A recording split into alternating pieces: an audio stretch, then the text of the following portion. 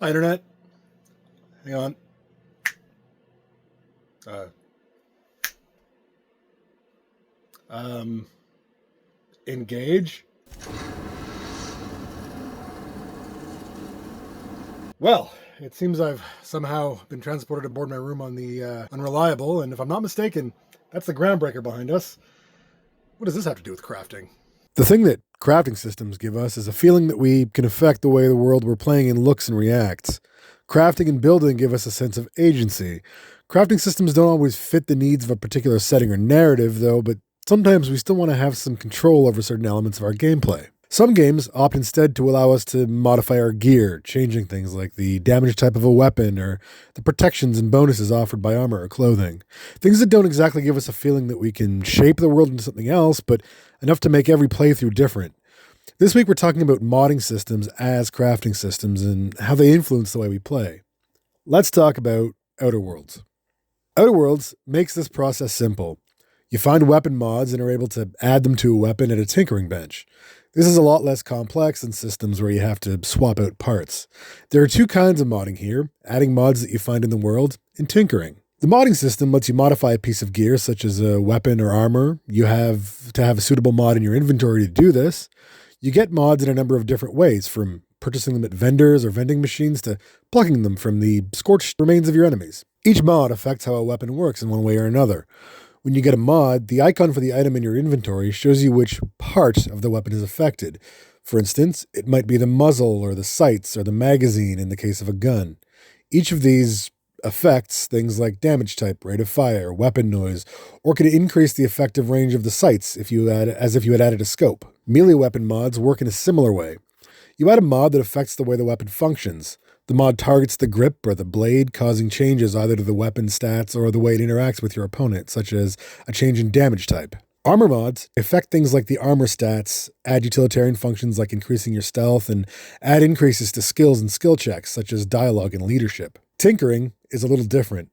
It allows you to spend your bits, the in-game currency, to increase the primary stat of the item.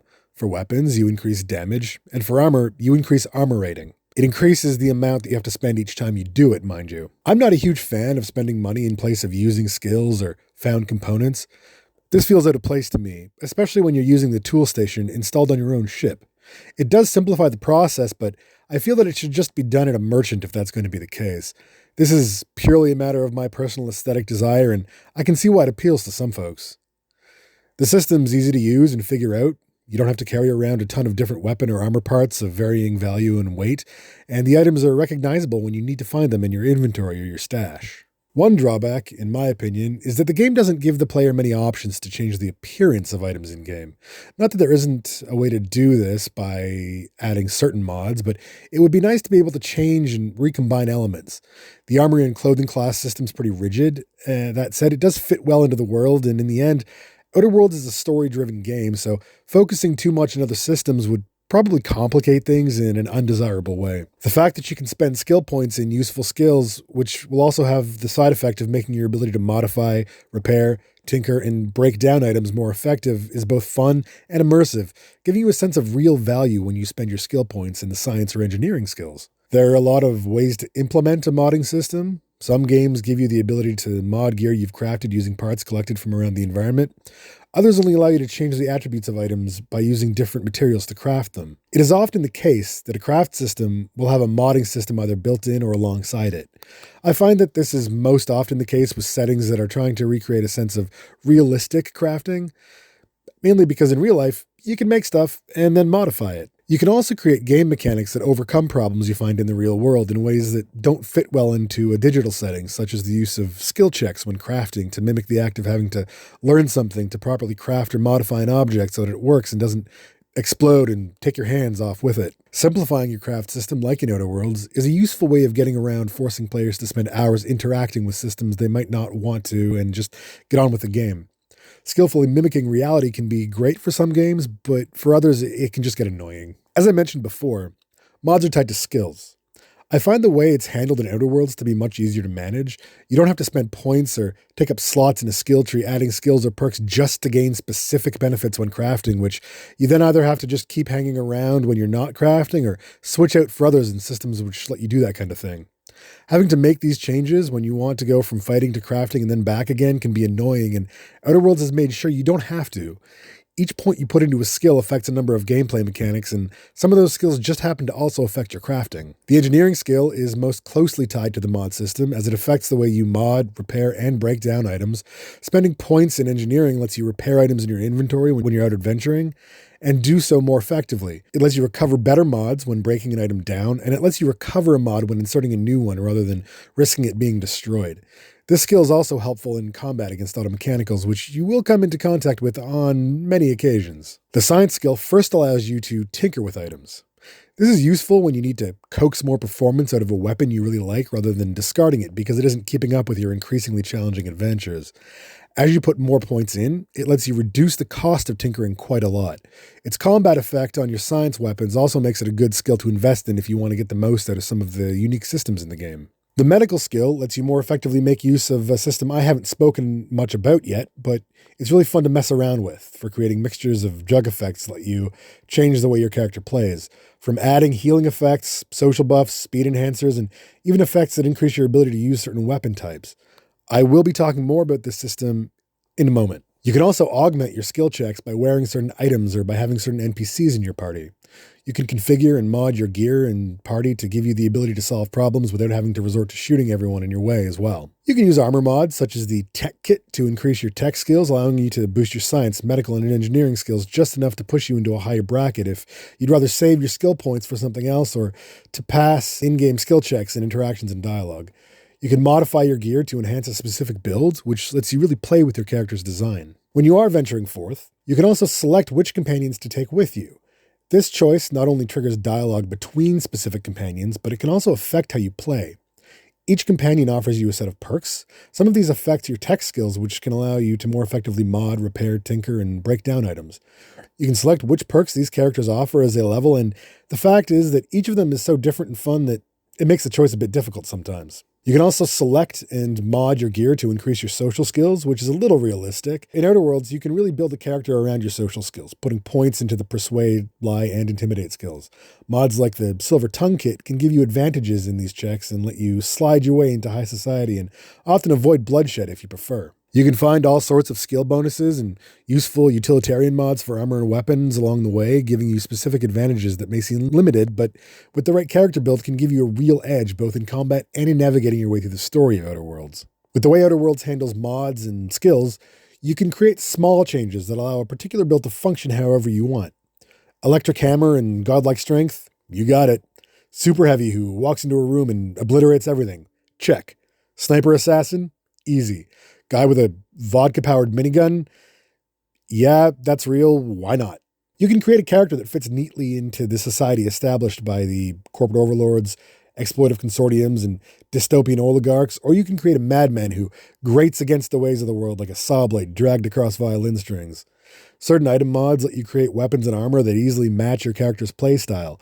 For instance, you could build a tanky fighter using utility mods, or you could use a mod that jacks up your fire rate and turns you into a nightmare for hotel security. Putting points into the science skill doesn't just affect tinkering. It also allows you to be more effective with a range of weapons in a class specifically designed for nerds. Science weapons. These produce strange effects when used that can be really fun or really annoying. Get the shrink ray to turn your enemies tiny, or the mind control ray to get your enemies attacking one another, which, less work for you. You can get really creative with your character's build and their equipment, so go nuts. Get wacky. Now, the game features a durability and repair system, which can be both a blessing and a curse. I do feel it fits pretty well into Outer Worlds as a setting. Usually these systems are obstacles to overcome and often just there to make things more difficult for the sake of difficulty. In Outer Worlds, your vast treasure of bits has to be whittled down somehow. Durability systems have the benefit of getting you out of your comfort zone from time to time.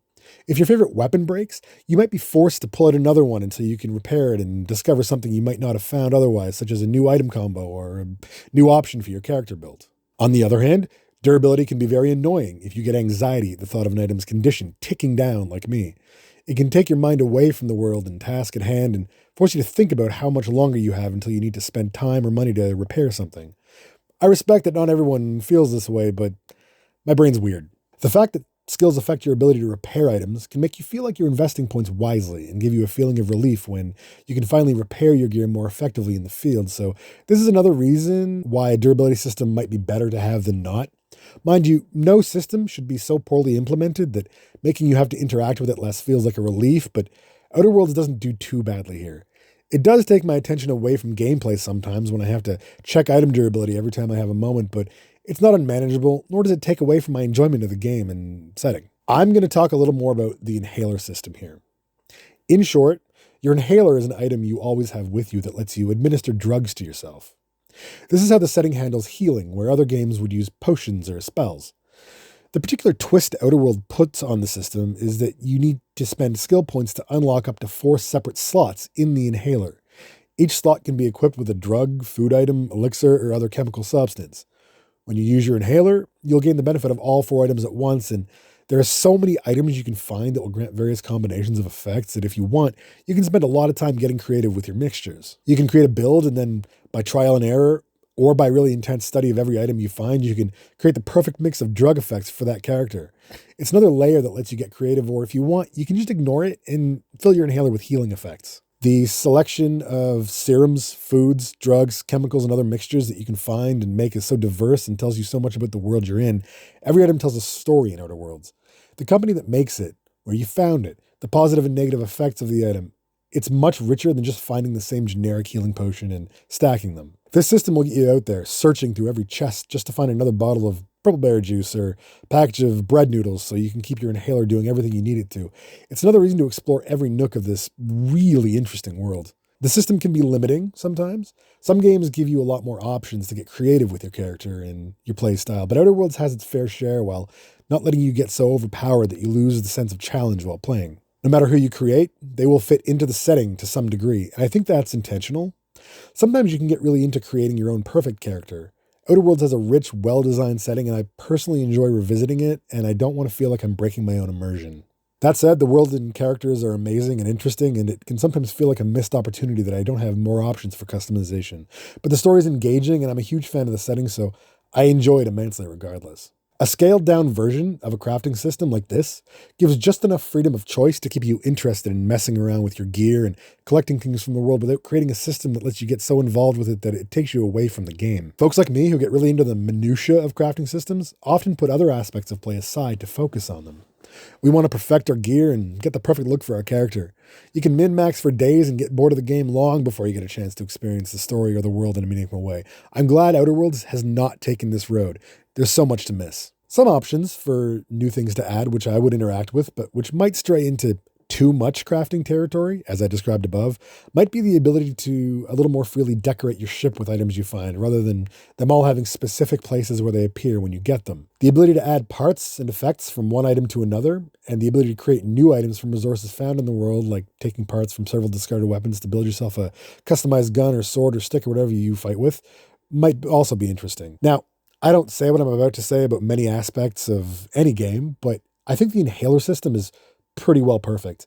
I wouldn't change much at all about it, except to say that we can add even more crazy effects. I'm really excited to see what new edibles, intoxicants, and drugs we'll get to see in the sequel. Now, I can't get through this video without talking about something that's woven deeply into the DNA of Outer Worlds, and if you know what I'm talking about already, then you too have watched and probably enjoyed Firefly.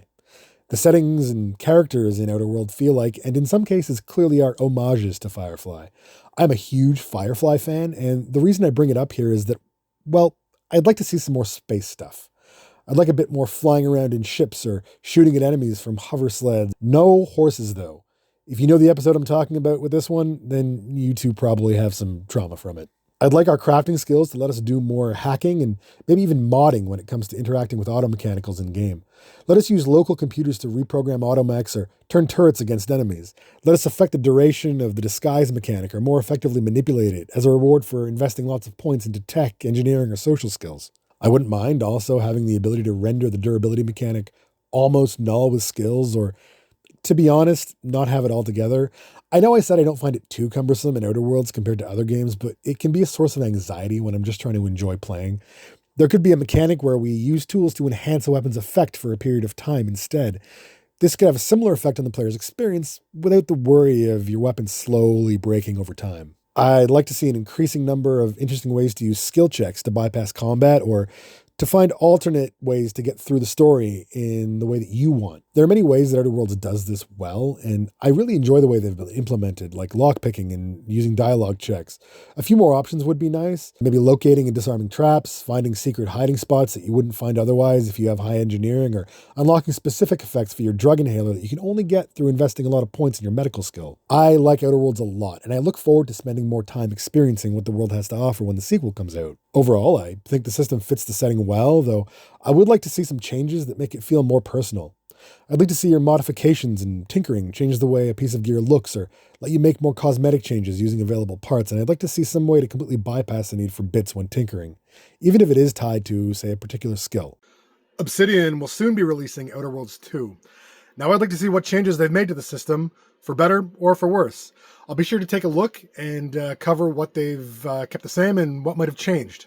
So, if you've enjoyed the video, please hit like and subscribe. It really does help out the channel. And if you think I've missed anything, or you want to add anything, or disagree with me, please do so in the comments below. I would really appreciate it. And remember, if it's not Spacer's choice, that's probably for the best. All right, I'll see you in the next video. Bye, Internet.